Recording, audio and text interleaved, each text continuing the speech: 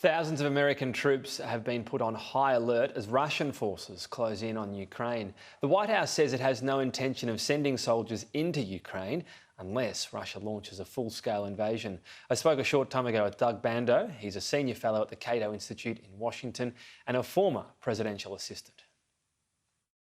Doug Bandow, thanks for your time. So we've got Russia poised to strike. The key question here is what will actually happen.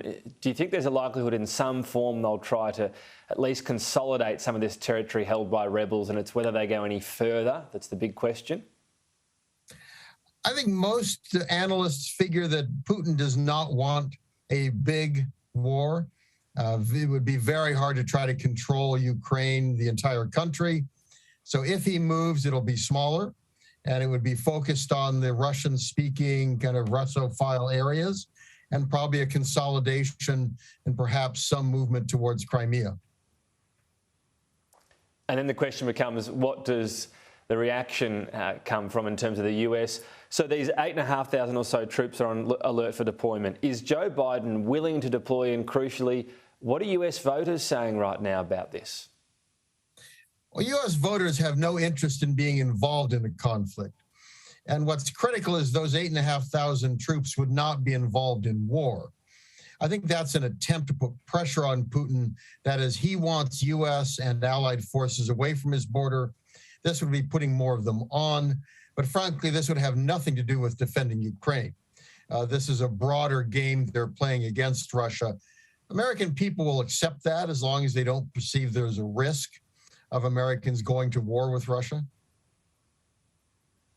And so that puts a lot on the reliance on NATO, but also Ukraine. I mean, the Ukrainian forces have, I think that's the third biggest defence force in terms of numbers in Europe, but it's the technology they lack, and some of that is being sent to the area by neighbouring countries. Yeah, the general view is Ukraine would lose a war, but they could exact a fairly high price. And then the big issue would be, what does Russia try to control afterwards? You'd have a very strong resistance movement.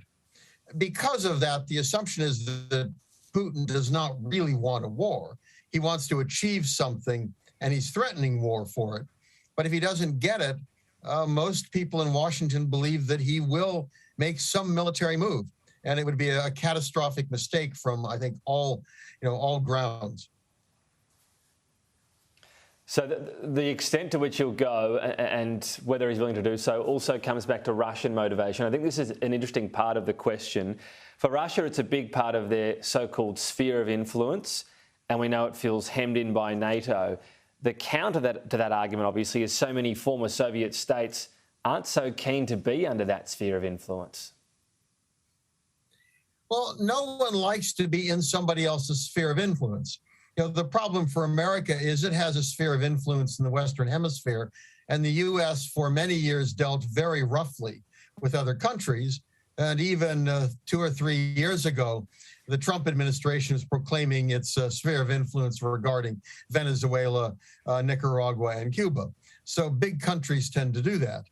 The argument against Russia having a sphere of influence, obviously, is that Ukraine doesn't want any part of that. The problem is it's a smaller country against a bigger country, and we're not going to defend them. And then I suppose if you go back to where all this stemmed from, I've seen a lot of opinion on going back to 2008. That's when Ukraine and Georgia at the time, it was announced eventually they would join NATO, but there was no date. So it was seen as the worst of both worlds. First of all, you confirm Russian suspicions, but there's nothing formal. There's no extra security for those two nations, and as a result, we've seen what's followed. And then there's a history before that. The Russians were assured on a number of occasions that NATO would not expand. It did. The U.S. and the European allies dismantled Serbia, which was a longtime interest of Russia. Russia saw color revolutions in Ukraine and Georgia. And then, as you point out, in 2008, they are told that these countries, especially Ukraine, are coming into NATO, which no one in Europe really wants them in. But if you're Russian, you hear a lot of reassurances and you don't trust the U.S. So it's very unfortunate where the U.S. has gotten itself because of that pledge. Yeah, albeit obviously people understand why you wouldn't necessarily be trusting Vladimir Putin, but you make a point that the Russians were told certain things. Doug Bandow, we've got to leave it there, but thanks for your time.